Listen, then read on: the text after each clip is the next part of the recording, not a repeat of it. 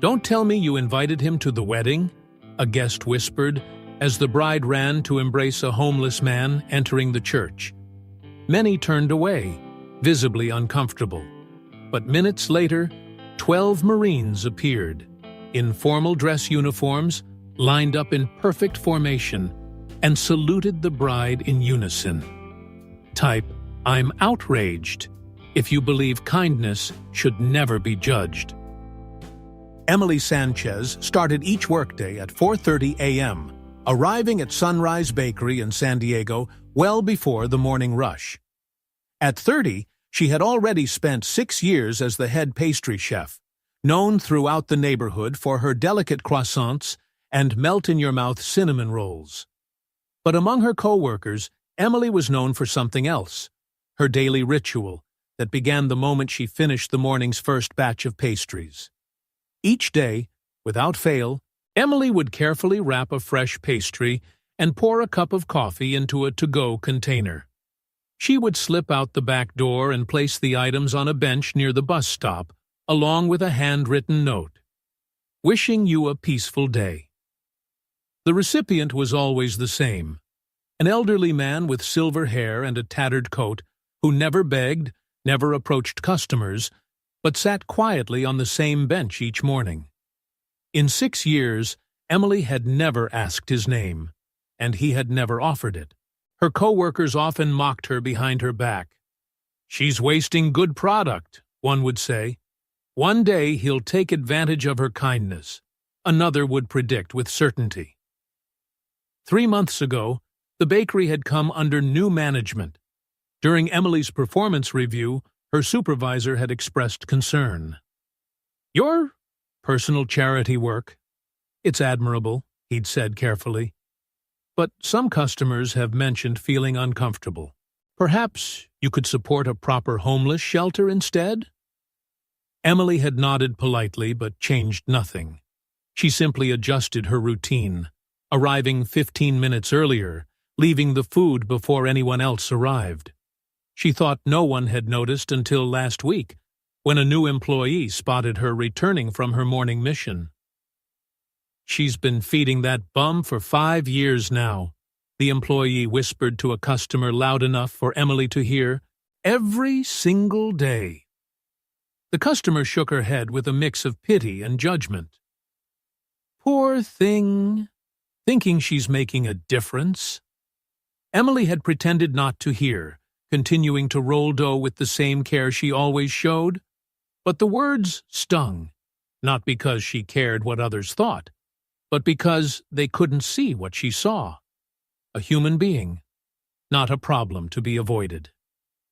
"You're too soft-hearted," her mother had told her when she announced her engagement to Marco, a firefighter who understood her morning ritual because he had his own ways of helping strangers. "Always picking up strays, always giving away what you've earned." But Emily knew something others didn't, that giving wasn't about recognition. It was about seeing the invisible people that others walked past every day. Have you ever seen good people misunderstood? Type, "So unfair." Emily had never actually spoken with the elderly man. Their interaction was limited to brief nods and occasional eye contact, but one rainy morning in December, she noticed him shivering on his bench. Without hesitation, she placed her own worn wool scarf beside the usual breakfast. The next day, she found a note scrawled in shaky pencil on the back of her usual napkin. "Thank you for seeing me as a person." Emily kept that note in her wallet, taking it out occasionally when the world seemed particularly cold or indifferent. As her wedding day approached, Emily naturally ordered her cake from Sunrise Bakery, inviting all her colleagues to the ceremony. Marco had teased her gently about inviting the entire neighborhood, but supported her inclusive nature, one of the many reasons she loved him. 2 days before the wedding, an unmarked hand-delivered letter arrived at the reception venue. The envelope, addressed simply to the bride, Emily Sanchez, contained a card with neatly penned well wishes and a single line that puzzled the wedding planner. Tomorrow I will come, not for cake, but to honor a debt. There was no signature, no return address. Emily wondered if it might be from a distant relative or one of Marco's firefighter colleagues. But something about the handwriting stirred a faint recognition she couldn't quite place. On the morning of her wedding, Emily was a bundle of nerves and excitement as she prepared in the church's bridal room. Through the window, she could see guests arriving, family members, friends, co-workers in their finest attire. Then, standing somewhat awkwardly at the church entrance, she spotted him, the elderly man from the bus stop, now wearing a threadbare but carefully pressed suit, his shoes polished despite their worn condition. His silver hair was combed neatly, and for the first time, Emily could see his face clearly, weathered by time and hardship, but dignified. Several guests had noticed him too. Emily overheard their whispers through the partially open door. Who invited the homeless man? Don't tell me you invited him to the wedding? Is he looking for handouts at a wedding now? Emily's heart sank at their words. Without thinking about the carefully planned processional, the photographer's schedule, or any other wedding protocol, she gathered her white gown in her hands and rushed from the bridal room. She crossed the church foyer in a flutter of white, ignoring the gasps from guests and the frantic calls of her wedding planner. When she reached the elderly man, she enveloped him in a warm embrace, tears threatening to ruin her carefully applied makeup. "I still remember your eyes, the first time in 2017, she whispered. He smiled, a genuine smile that transformed his weathered face. "I remember every single morning you treated me like a human being," he replied in a voice stronger and clearer than she had imagined. As Emily linked her arm through his to escort him inside, her wedding planner approached, confusion evident on her face. "Emily, the ceremony is about to start. Who is this gentleman?" Before Emily could answer, the distinct sound of vehicles pulling up sharply outside the church caught everyone's attention. The double doors at the church entrance swung open with military precision. If you've ever misjudged someone, type, "I was wrong." The church fell silent as 12 United States Marines in full dress blues entered in perfect formation. Their shoes gleamed, their white gloves immaculate, their faces composed in solemn dignity. They moved with the synchronized precision that comes from years of discipline and shared purpose. Guests froze in mid-conversation. Someone dropped a champagne glass, the shattering sound echoing in the sudden silence. The lead Marine, a captain with Duncan on his nameplate, stepped forward. With practiced precision, he came to attention before Emily and rendered a perfect military salute. "On behalf of Alpha Company, 3rd Battalion, 5th Marines," he announced, his voice carrying throughout the church, "we are here to honor the woman who silently sustained a hero for 6 years." Emily stood stunned, her hand still holding the elderly man's arm. Confused murmurs rippled through the wedding guests. Captain Duncan turned slightly, gesturing toward the elderly man at Emily's side. "This is Sergeant Victor Hale, a Marine who saved 9 lives during an ambush in Fallujah in 2004. After losing his entire family to a car accident in 2016, he chose to disappear from society, never once using his military benefits or revealing his identity." The revelation sent shockwaves through the gathering. Guests who had been whispering just moments before now stared in disbelief. Another Marine stepped forward, presenting Emily with a shadow box containing a medal and a faded photograph. The image showed a younger Victor Hale carrying a blood-covered Marine through what appeared to be a war-torn street. And in the background, unmistakably, was a younger version of Captain Duncan. Sergeant Hale carried me 4 blocks under enemy fire after I took shrapnel to both legs, Duncan explained, his voice steady but emotional. He returned for 8 more Marines that day, despite being wounded himself. His actions earned him the Silver Star, which he never claimed. Duncan bowed his head slightly before continuing.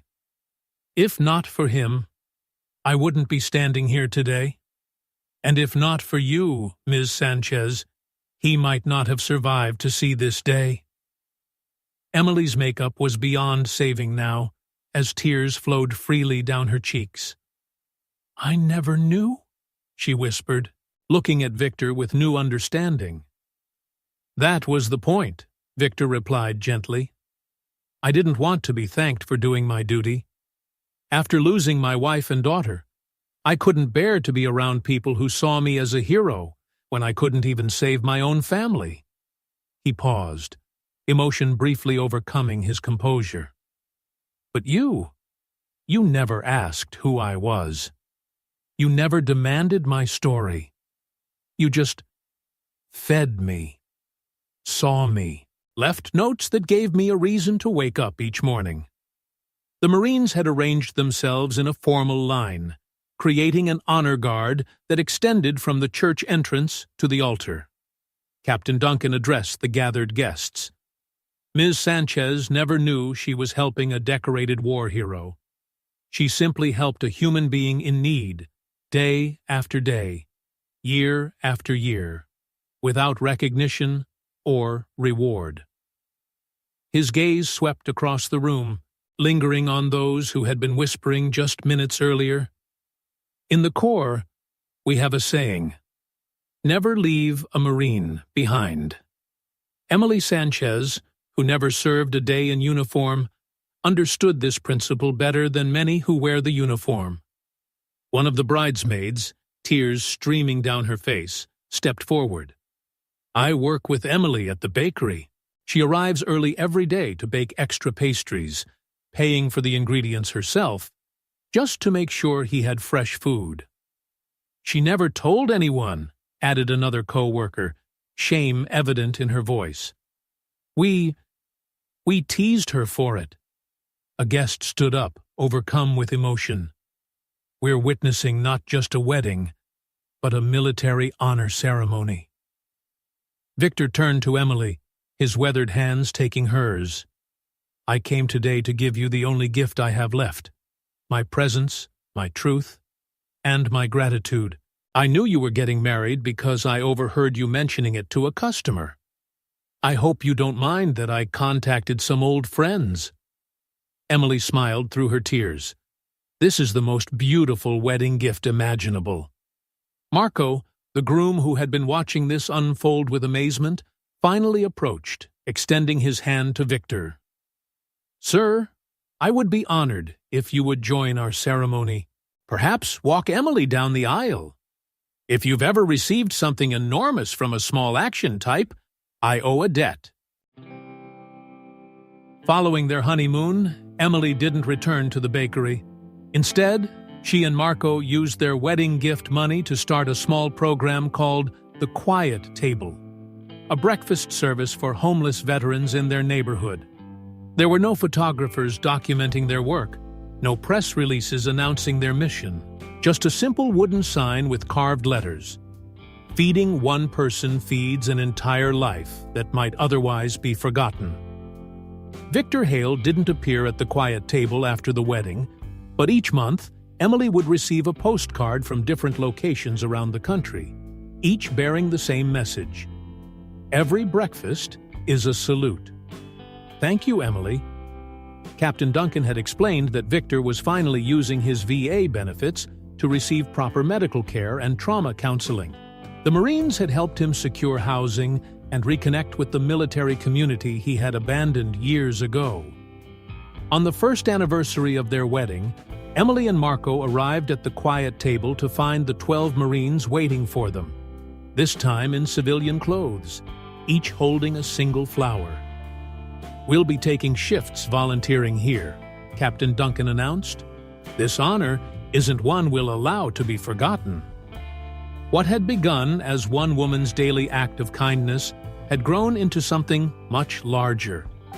Veterans from across San Diego now knew about the Quiet Table, a place where they could receive a meal without questions, judgment, or the need to explain their circumstances.